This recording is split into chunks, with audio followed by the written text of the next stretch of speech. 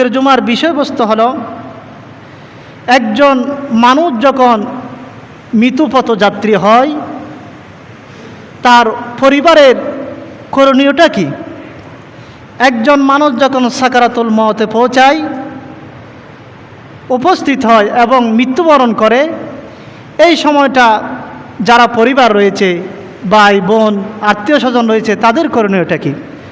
আজকে আল্লাহ পাক রব্বুল আলামিন যদি তৌফিক দান করে এই বিষয়ে কথা বলার, কোরআন এবং হাদিস থেকে কথা বলার চেষ্টা করব। আল্লাহ পাক রব্বুল আলামিন যদি আমাদেরকে তৌফিক দান করেন।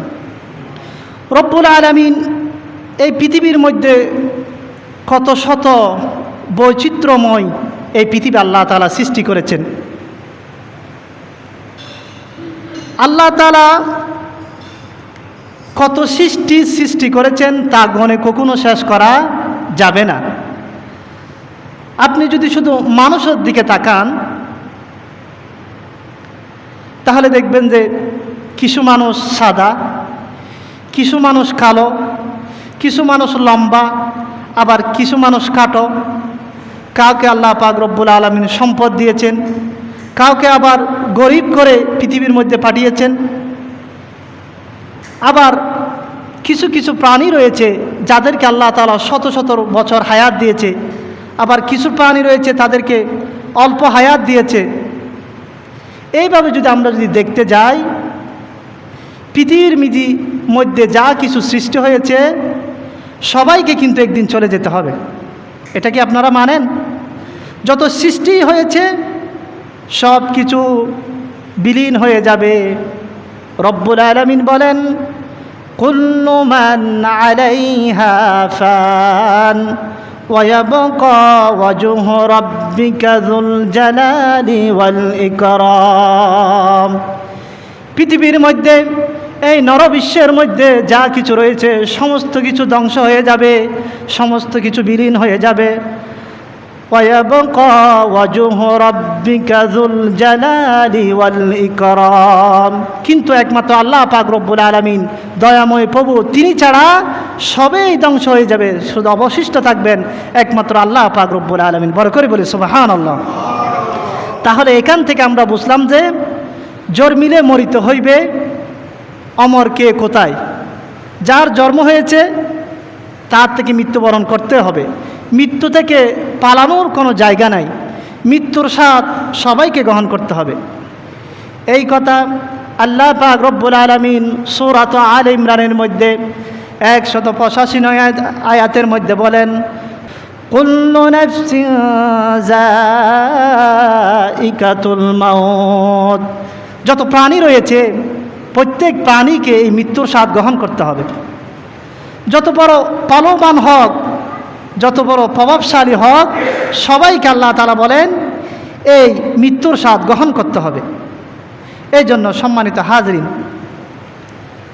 আমরা যখন সমাজের মধ্যে মৃত্যুবরণ করি তখন কেউ ভাই, কেউ চাচা, কেউ মা, কেউ বাবা রেখে মারা যায় কি না? যে মারা যায় এই সমস্ত লোকগুলার কিছু করণীয় রয়েছে। কি রয়েছে? করণীয় রয়েছে। এই জন্য মৃত্যু হচ্ছে দুনিয়ার শেষ, আখিরাতের শুরু। মৃত্যু হচ্ছে কি? দুনিয়ার শেষ, আখিরাতের শুরু। তাহলে এই যে আমরা যদি দুনিয়ার মধ্যে যদি ভালোভাবে চলি তাহলে আমাদের আখিরাতটা কি হবে? ভালো হবে। এই জন্য আল্লাহর হাবিব সাল্লাল্লাহু আলাইহি ওয়াসাল্লাম সহিহ বুখারীর বর্ণনায় 6607 নং হাদিসের মধ্যে বলেছেন, ইন্নামাল আমালু বিল খাওয়াতিম। আমাদের সমাজে একটা কথা বলে যে শেষ ভালো যার সব ভালো তার। শেষ ভালো তার, সব ভালো তার। সেই জন্য সম্মানিত ভাইয়েরা, বাবারা, মৃত্যুর আমরা একদম শেষ পর্যায়ে চলে এসেছি। এখন যদি আমরা আল্লাহর দিকে ধাবিত না হই, সারাটা জীবন যেভাবে চলেছি সেভাবে যদি চলি, তাহলে আমাদের জন্য দুর্ভাগ্য ছাড়া আর কিছু কপালের মধ্যে লিখা নেই। এই জন্য আমাদেরকে যেন ইমানের সহিত মৃত্যুবরণ করতে পারি, সেই জন্য আল্লাহ রাসূল সাল্লাল্লাহু আলাইহি ওয়াসাল্লাম আমাদেরকে কিছু দিক নির্দেশনা দিয়ে দিয়েছেন। এই জন্য ইন্নামাল আমালু বিল খাওয়াতিম, হয়তো আপনি দুনিয়ার মধ্যে অনেক খারাপ কাজ করেছেন, শেষ সময়ে এসে আপনি ভালো ভালো কাজ করেছেন। এই ভালো ভালো কাজ করার কারণে আপনার আখিরাতটা আল্লাহ পাক রব্বুল আলামিন প্রশস্ত করে দিবেন। বড় করে বলি সুবহানাল্লাহ। দেখবেন যে অনেক মানুষ যুবক বয়সে থাকতে অনেক ডাকাতি, চুরি, এমন কোনো কাজ করে নাই, বাকি নেই, কিন্তু শেষ বয়সে এসে যখন মসজিদ ধরে তার আগের রেকর্ডগুলো সব মুছে যায়, ঠিক কিনা? সেজন্য আল্লাহর হাবিব সাল্লাল্লাহু আলাইহি ওয়াসাল্লাম বলেছেন, ইন্নামাল আমালু বিল খাওয়াতিম, শেষ ভালো যার সব ভালো তার। এই জন্য আমরা যখন এই দুনিয়ার জীবন শেষ করব, যেন মৃত্যুর সাথে যেন আমাদের মৃত্যুটা হয়, সেই মৃত্যু যেন আল্লাহ পাক রব্বুল আলামিন আমাদের কপালের মধ্যে নসিব করে। বড় করে বলি সুবহানাল্লাহ। এই জন্য আল্লাহর হাবিব সাল্লাল্লাহু আলাইহি ওয়াসাল্লাম বলেছেন, কোনো মৃত পথযাত্রী যখন সাকারাতের মওতের মধ্যে কি ছটফটায়, তখন তোমরা তাকে তলকিন করো। কি করো? তলকিন করো। আবু দাউদ শরীফের 3117 নং হাদিস, আল্লাহর হাবিব বলেছেন, লাক্কিনু মাউতাকুম লা ইলাহা ইল্লাল্লাহ।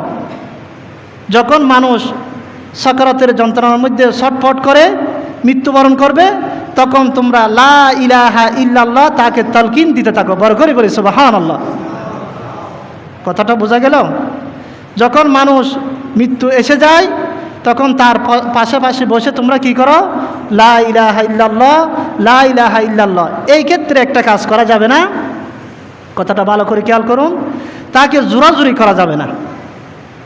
লা ইলাহা ইল্লাল্লাহ বলার জন্য তাকে জোরাজুরি করা যাবে না। যদি জোরাজুরি করেন কি হবে? তখন তার সেন্স ঠিক নাই। আপনি যদি তাকে জোরাজুরি করেন, সে হয়তো বলতে পারে আমি বলবো না, তাহলে শেষ, দুনিয়ার মধ্যে যা কিছু করেছে সব শেষ। সেজন্য আত্মীয় স্বজন যারা থাকবে তারা বসে পাশে পাশে আস্তে আস্তে বলবে, লা ইলাহা ইল্লাল্লাহ, লা ইলাহা ইল্লাল্লাহু মুহাম্মাদুর রাসূলুল্লাহ সাল্লাল্লাহু আলাইহি ওয়াসাল্লাম। তাহলে আমরা কি বুঝলাম? তার পাশে বসে আমরা এই কাজগুলো করব, তাকে তলকিন দিতে থাকব। আল্লাহর হাবিব সাল্লাল্লাহু আলাইহি ওয়াসাল্লাম বলেছেন, যার জীবনের শেষ কথা লা ইলাহা ইল্লাল্লাহ, তার জন্য সুসংবাদের ব্যবস্থা করেছেন। বড় করে বলি সুবহানাল্লাহ। সহিহ আবু দাউদের 3116 নম্বর হাদিস, আল্লাহর হাবিব সাল্লাল্লাহু আলাইহি ওয়াসাল্লাম বলেছেন, মান কানা আখিরু কালামিহি লা ইলাহা ইল্লাল্লাহ দাখালাল জান্নাহ। যেই ব্যক্তির শেষ কথা লা ইলাহা ইল্লাল্লাহ বলেছে, তাকে আল্লাহ পাক রব্বুল আলামিন জান্নাতের মধ্যে প্রবেশ করবেন। বড় করে বলি সুবহানাল্লাহ।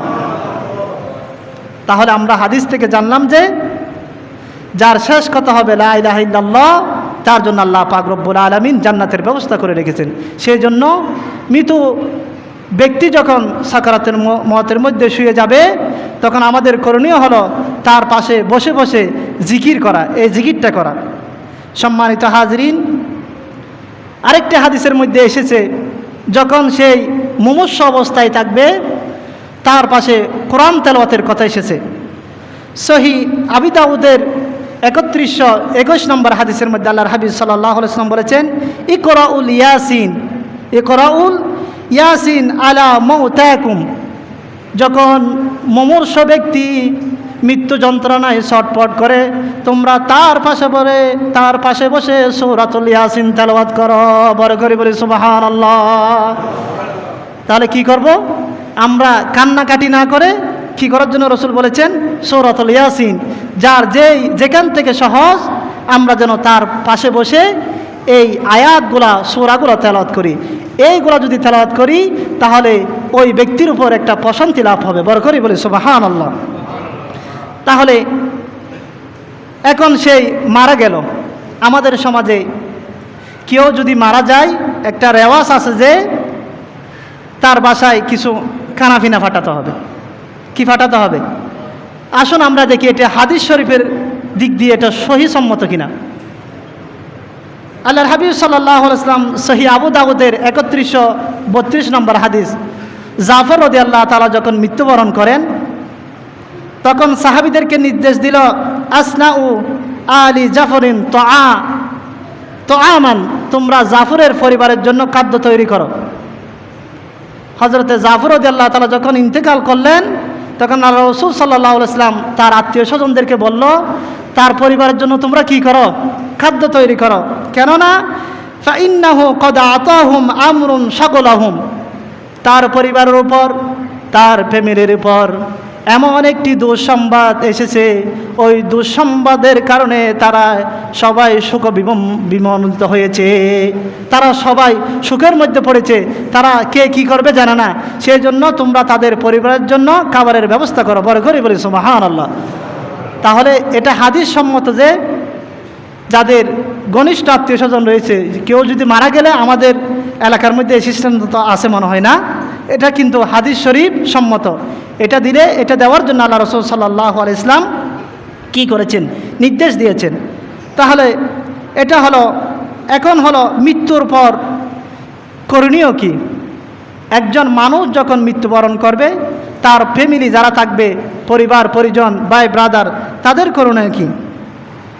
এই যে মানুষের মৃত্যু হবে, এটা নির্ধারিত। এটা কারো জন্য এক সেকেন্ড আগেও করা হবে না, কারো জন্য পরেও করা হবে না।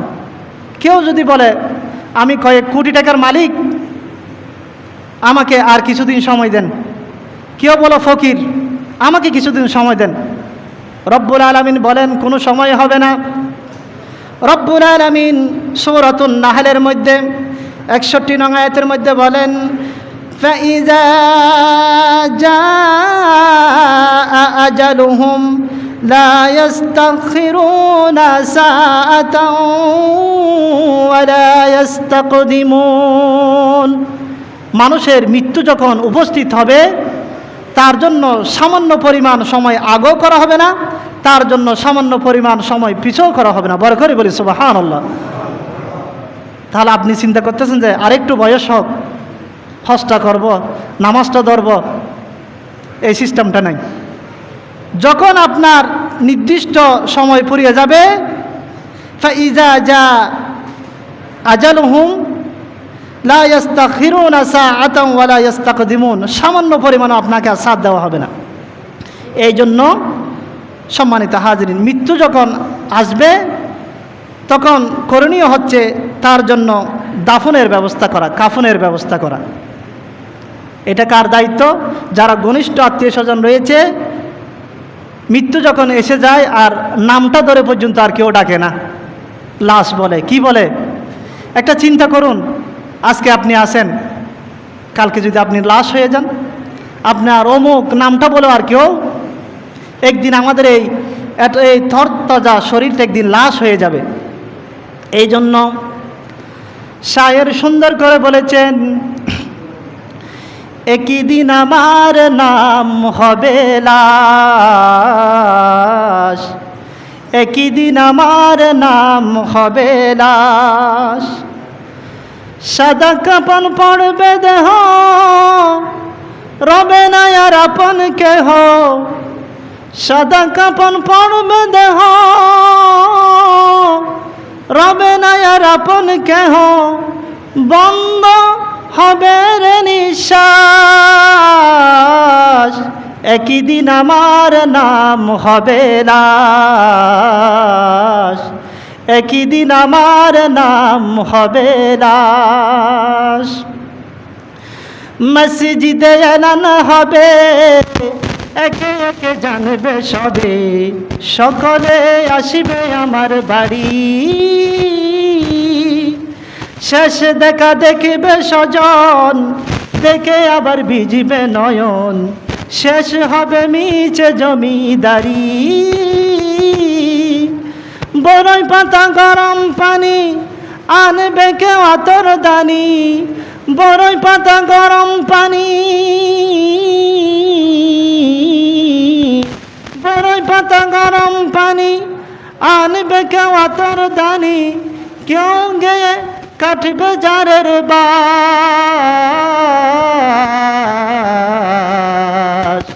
একই দিন আমার নাম হবে লাশ, একই দিন আমার নাম হবে লাশ। হবে কিনা লাশ হবে? গোসল করিয়ে আমায় কাটিয়াতে রাখবে শোয়াই, পরিয়ে দিবে সাদা কাপড়। জানাজাটা পড়া হলে পালকিটা কাঁধে তুলে নিয়ে আমায় করবে কোথাও দাফন। অন্ধকারে একলা ঘরে দেহ আমার থাকবে পড়ে, অন্ধকারে একলা ঘরে, অন্ধকারে একলা ঘরে দেহ আমার থাকবে পড়ে, মাটি গাড়া থাকবে চতুর্পাশ। একই দিন আমার নাম হবে লাশ, একই দিন আমার নাম হবে লাশ। তাহলে এই আমাদের এত সুন্দর দেহটা একদিন লাশ হয়ে যাবে। অন্ধকার কবরে কোনো সাহারা থাকবে না, নিজের জবাব নিজেকে দিতে হবে। সম্মানিত হাজিরিন, তাহলে আমাদের করণীয় হলো ওই মৃত ব্যক্তিকে সুন্দর করে গোসল করিয়ে দেওয়া। কি করে দেওয়া? গোসল করে দেওয়া, তার জন্য জানাজা এবং কাফনের ব্যবস্থা করা। এই জন্য আমরা যখন কোনো মৃত ব্যক্তিকে কবরের মধ্যে দিই তখন কি বলি? আমরা বলি মিনহা খলাকনাকুম ওয়া ফিহা নুঈদুকুম ওয়া মিনহা নুখরিজুকুম তারাতান উখরা। রব্বুল আলামিন বলেন, এই মাটি থেকে আমি আল্লাহ পাক রব্বুল আলামিন তোমাকে সৃষ্টি করলাম, এই মাটিতে আবার তোমাকে রেখে গেলাম। কাল কিয়ামতের ময়দানে এই মাটি থেকে আমি আল্লাহ পাক রব্বুল আলামিন তোমাকে বের করে আনবো। বড় করে বলি সুবহানাল্লাহ। এই মাটি থেকে আমাদেরকে সৃষ্টি করেছে, এই মাটিতে আমাদেরকে আবার রাখা হবে, এই মাটি থেকে আমাদেরকে আবার উত্তোলন করা হবে। সম্মানিত হাজিরিন, তাহলে এই মাটিতে গৌরব করার কিছু নাই, অহংকার করার কিছু নাই। মাটি থেকে সৃষ্টি করা হয়েছে, এই মাটি থেকে তোমাদেরকে রেখে দিবে, আবার এই মাটি থেকে পুনরায় আল্লাহ পাক রব্বুল আলামিন তোমাদেরকে জীবিত করবেন, ঠিক কিনা? এই জন্য সম্মানিত হাজিরিন, এখন গোসল, জানাজা এগুলো শেষ হওয়ার পর আমাদের আরেকটা কর্তব্য হলো এই জানাজাটা যেন বিলম্বিত না হয়, দীর্ঘায়িত না হয়। একজন মানুষ যখন সমাজের মধ্যে বসবাস করে, ওই সমাজের মধ্যে তার যত অবদান রয়েছে ওই মানুষের জানাজায় তত মানুষ হয়, ঠিক কিনা? সমাজের সাথে, পরিবারের সাথে, বিভিন্ন ব্যবসা কেন্দ্রিক যে মানুষ যত পরিচিত, আমরা ওই মানুষের জানাজায় বেশি মানুষের উপস্থিতি একটু লক্ষ্য করে থাকি। অনেক সময় আমরা এই জানাজাকে দীর্ঘায়িত করে থাকি, কিন্তু আসলে এই জানাজা দীর্ঘায়িত করা আসলে বিষয়টা কি? সহিহ বুখারীর বর্ণনায় 1315 নং হাদিসের মধ্যে আল্লাহর হাবিব সাল্লাল্লাহু আলাইহি ওয়াসাল্লাম বলেন, আসরিউ বিজানাজা, তোমরা জানাজা দাফন কাফন ওই কাজটাকে দ্রুত গতিতে সম্পন্ন করো। জানাজার কাজটাকে কি করো? সহিহ বুখারীর হাদিস। কেননা ফাইন তাকু সালিহাতান ফাখাইরু তাকদ্দিমুনাহা ইলাইহা, ওই ব্যক্তি যদি সৎ কর্মশীল হয়, দুনিয়ার মধ্যে যদি ভালো কাজ করে, তাহলে ওই ব্যক্তি তোমাদের জন্য কল্যাণ এবং তোমাদের জন্য ভালোর দিক, কল্যাণের দিক। আর যদি ওয়া ইন ইয়াকু সিওয়া যালিকা শাররুন তাগদুনাহু আন রিকাবিকুম, ওই ব্যক্তি যদি কল্যাণ এবং ভালো যদি না হয়ে খারাপ যদি কোনো কিছু হয়, ওই খারাপকে তোমাদের গাড় থেকে নামিয়ে দাও, তাড়াতাড়ি কবরের মধ্যে ঢুকিয়ে দাও। কথাটা বোঝা গেল? হাদিস শরীফের ভাষ্যমত হচ্ছে, ওই ব্যক্তি যদি কল্যাণকর কোনো কিছু হয় তাহলে তোমাদের জন্য উত্তম, আর ওই ব্যক্তি যদি দুজিকে হয় তাহলে তাকে তাড়াতাড়ি তোমাদের গাড় থেকে নামিয়ে দাও। হাদিস শরীফের ভাষ্য অনুযায়ী মুর্দা খারাপ হোক ভালো হোক, তার আত্মীয় স্বজনের দায়িত্ব হলো তাকে যত তাড়াতাড়ি সম্ভব আসরিউ বিজানাজা, তার জানাজা দাফন কাফন যত তাড়াতাড়ি করা যায় তত ভালো। বড় করে বলি সুবহানাল্লাহ। এই জন্য আল্লাহর হাবিব সাল্লাল্লাহু আলাইহি ওয়াসাল্লাম আরও বলেছেন, রাসূল সাল্লাল্লাহু আলাইহি ওয়াসাল্লাম হযরতে আলী রাদিয়াল্লাহুকে ডাক দিয়ে বলেন, ইয়া আলীউন সালাসুন তুআখিরুহা, ও আলী তুমি তিনটা কাজ দ্রুত গতিতে করো, তাড়াতাড়ি করো। তিনটা কাজ কি কি? আসসালাতু ইজা আনাত, যখন নামাজের ওয়াক্ত হয় তুমি তাড়াতাড়ি নামাজ আদায় করো। বড় করে বলি সুবহানাল্লাহ। 2 নম্বর ওয়াল জানাজাতু ইজা হাদারাত, যখন জানাজা উপস্থিত হয় তখন তাড়াতাড়ি জানাজার নামাজ আদায় করো। 3 নম্বর হচ্ছে কোনো যুবতী যখন প্রাপ্তবয়স্ক হয়, ভালো পাত্র পাওয়া যায়, তাহলে তাকে বিবাহ দিয়ে দাও। বড় করে বলি সুবহানাল্লাহ। এই সমাজটা আমাদের সমাজে একটু কিঞ্চিত বেশকম আছে। বেশকমটা হচ্ছে আমরা মেয়ে নিয়ে যেভাবে চিন্তিত, মেয়ে বড় হলে যেভাবে চিন্তিত তাকে বিবাহ দিতে হবে, ছেলের ক্ষেত্রে সেভাবে চিন্তিত না। মেয়ে একটা আকাম কুকাম করে কিনা, মা বাবার উপর মান সম্মান হানি হয় কিনা, সেই দিকে একটা সজাগ থাকে মেয়েটা কিভাবে বিবাহ দেওয়া যায়। ছেলে যদি হাজারো মেয়ের সাথে যদি ফষ্টি করে, সেই দিকে বাপে চিন্তা থাকে না। সেই জন্য মেয়ে হোক ছেলে হোক, মা বাবার দায়িত্ব হলো প্রাপ্তবয়স্ক হলে তাদেরকে বিবাহ দিয়ে দেওয়া। যদি বিবাহ না দেন, ছেলে মেয়ে যেই দোষগুলো করবে এই দোষগুলো আপনার গাড়ে এসে পড়বে। কথাটা বোঝা গেল? এই জন্য হযরত আলী রাদিয়াল্লাহু তাআলা আল্লাহর হাবিব সাল্লাল্লাহু আলাইহি ওয়াসাল্লাম নির্দেশ দিলেন, তুমি এই 3টা কাজ দ্রুত গতিতে সম্পন্ন করে। 1 নম্বর হলো যখন নামাজের ওয়াক্ত হবে নামাজ আদায় করে নাও। জানাজা যখন উপস্থিত হবে জানাজার সালাত আদায় করে নাও। মেয়ে যখন বিবাহের উপযুক্ত হবে তাকে বিবাহ দিয়ে দাও। বড় করে বলি সুবহানাল্লাহ। সালাতুন ইয়া রাসূলুল্লাহ, সালামুন ইয়া,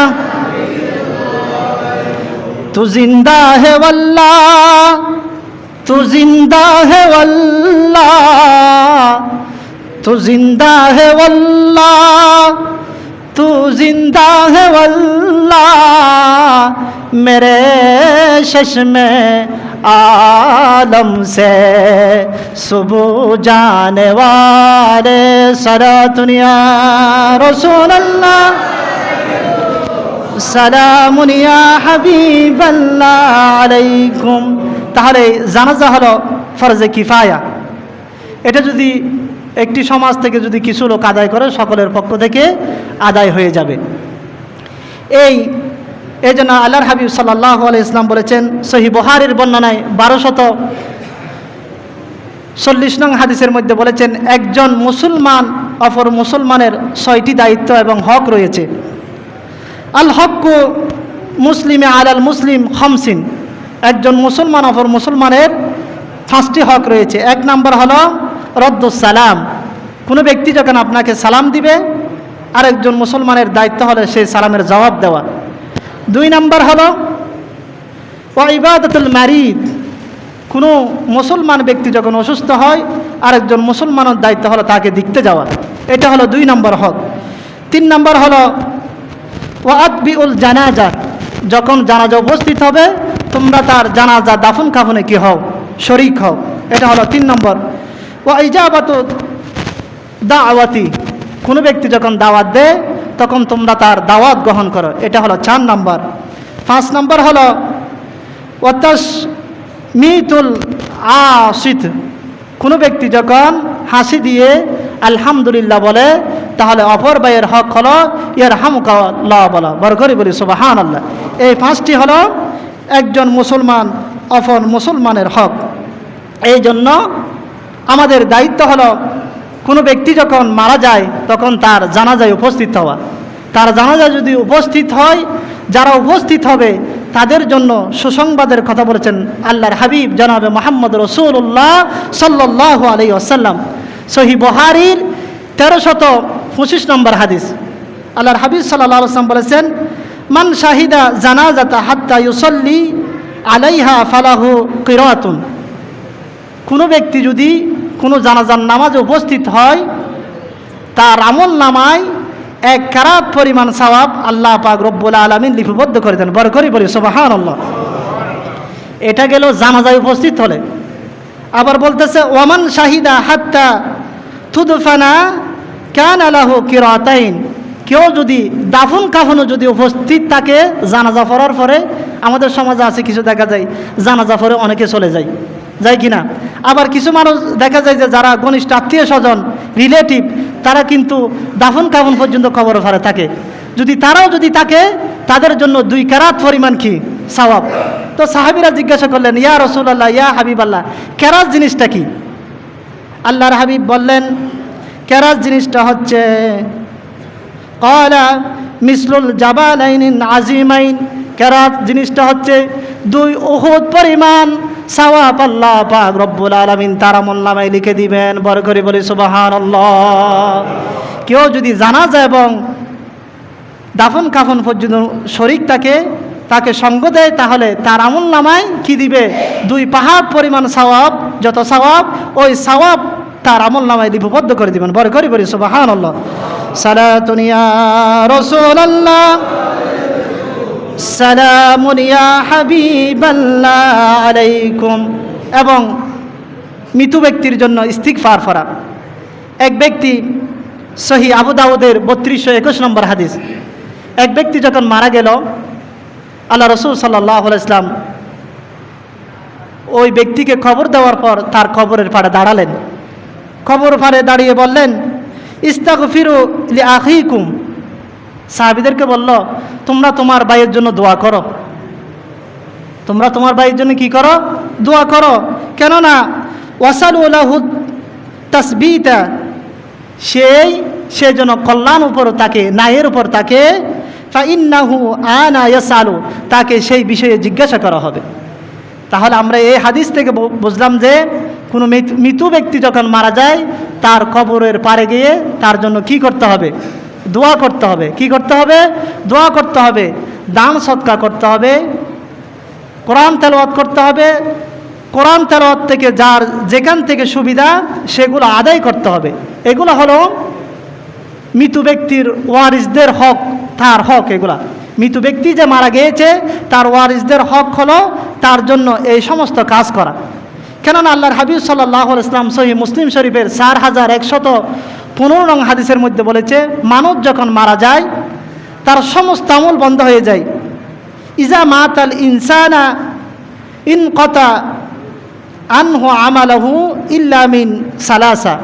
মানুষ যখন মারা যায় তার দুনিয়ার সমস্ত আমল বন্ধ হয়ে যায়, কিন্তু 3টে আমল জারি থাকে। কথাটি, এই হাদিসটি ভালো করে খেয়াল করুন। 3টে আমল জারি থাকে। 1 নাম্বার হলো সদকাতুল জারিয়া। সদকাতিন জারিয়া। সদকাতুল জারিয়া কি? সদকাতুল জারিয়া হচ্ছে সমস্ত আমল বন্ধ হয়ে যায়, 3টে আমল জারি থাকে। তার মধ্যে 1 নাম্বার হলো সদকাতিন জারিয়া। সদকাতুন জারিয়া হচ্ছে কোনো ব্যক্তি যদি এই মসজিদে একটি সিমেন্টের বস্তা দেয়, কিয়ামত পর্যন্ত এর সওয়াব তার কবরের মধ্যে যেতে থাকবে। এটা হলো সদকায়ে জারিয়া। বড় করে বলি সুবহানাল্লাহ। 2 নাম্বার হলো ইলমিন ইয়ানতাফিউ বিহা। সেই দুনিয়ায় থাকতে মানুষকে এমন জ্ঞান মানুষকে শিক্ষা দিয়েছে যে জ্ঞান দ্বারা মানুষ উপকৃত হয়েছে। কাউকে একটা সূরা ফাতিহা শিখিয়েছে, কাউকে একটা সৎ কাজের আদেশ দিয়েছে, নামাজের আদেশ দিয়েছে, সে নামাজ পড়েছে। যতদিন পর্যন্ত নামাজ পড়বে ওই ব্যক্তি কবর থেকে তার সওয়াব পাবে। বড় করে বলি সুবহানাল্লাহ। এটি হলো সদকাতুল জারিয়া। 3 নাম্বার হলো ওয়ালিদিন সালিহিন ইয়াদউ লাহু। 3 নাম্বার হলো এমন সন্তান রেখে গিয়েছে যে সন্তান পিতামাতার মৃত্যুর পর পিতামাতার কবরে গিয়ে পিতামাতার জন্য দোয়া করে। ওই সন্তান হচ্ছে সদকায়ে জারিয়া। বড় করে বলি সুবহানাল্লাহ। আপনার সন্তানকে লক্ষ টাকা দিয়ে ইঞ্জিনিয়ার বানিয়েছেন, ব্যারিস্টার বানিয়েছেন, কিন্তু মরার পরে আপনার কবরের ফারে গিয়ে সূরা ফাতিহা পড়তে পারে না। ওই সন্তান আপনার জন্য সদকায়ে জারিয়া হবে না। সদকায়ে কি হবে না? জারিয়া হবে না। ইংরেজি বাংলা 1000 টাকা দিয়ে নির্দ্বিধায় পড়তে পারে। হুজুরের কাছে যদি প্রাইভেট পড়তে আসলে 200 টাকা নাই। আপনাদের কথা বলতেছি না, এটা বাস্তবসম্মত একটা কথা। দিনের ক্ষেত্রে আমাদের অনগ্রহ, দিনের ক্ষেত্রে অনগ্রহ। আপনি লাখ লাখ টাকা দিয়ে সন্তানকে পড়িয়েছেন। অনেকে দেখা যায় যে ছেলেকে ইঞ্জিনিয়ার বানিয়েছে, বিদেশে পড়িয়েছে, আমেরিকায় পড়িয়েছে। জানাজার মধ্যে আসে, টুপিও নেই, কি পড়ে কি জানে না, বাইরে থেকে নোংল একটা মাথায় দিয়ে দূরত পরে দিয়ে কি পড়ছে এও জানে না। তো এটাই হচ্ছে আমাদের সমাজে এই অবস্থা। এই জন্য আমাদের সন্তানদেরকে মৌলিক বিষয়গুলো আমাদেরকে শিক্ষা দিতে হবে। আপনি ইংরেজি, Bangla, higher math, economics, biology, physics সব পড়ান, কিন্তু মৌলিক জিনিসগুলো তাকে শিক্ষা দিতে হবে সন্তানকে। এখন আমাদের সমাজ আরেকটা বিষয় হচ্ছে যে মেয়েদেরকে আমরা মাসালগুলো শিক্ষা দিই না। এটা অত্যন্ত গুরুত্বপূর্ণ। এটা আমরা লজ্জার বিষয় মনে করি। এটা আসলে লজ্জার বিষয় না, এগুলো হচ্ছে জানার বিষয়। এই বিষয়গুলা আমাদেরকে খেয়াল করা দরকার। তাহলে বলেছিলাম, মানুষ যখন মৃত্যুবরণ করে তার সমস্ত আমল বন্ধ হয়ে যায়। 3টে আমল জারি থাকে। 1 নাম্বার হলো সদকাতুল জারিয়া, 2 নাম্বার হলো এমন উপকারী জ্ঞান সে মানুষকে শিক্ষা দিয়ে গিয়েছে, 3 নাম্বার হলো এমন সন্তান রেখে গিয়েছে যে তার কবরের ফারে গিয়ে তার বাবার জন্য বলে রব্বিরহামহুমা কামা রাব্বায়ানি সগীরা। তার জন্য আপনি 2 কোটি টাকা রেখে গেলে আপনি যে উপকার হতেন না, এটা যদি পরে দোয়া করে, এর বদলত আল্লাহ পাক রব্বুল আলামিন আপনার কবরকে বেহেশত বানিয়ে দিবেন। বড় করে বলি সুবহানাল্লাহ। এই জন্য আমাদের অন্ততপক্ষে পিতার কবর গিয়ে জিয়ারত করা, দান সদকা করা, তার জন্য মানত করা, তার জন্য কিছু হাদিয়া স্বরূপ কোনো মিসকিন ফাউন্ডে দেওয়া, এটা সন্তানদের হক।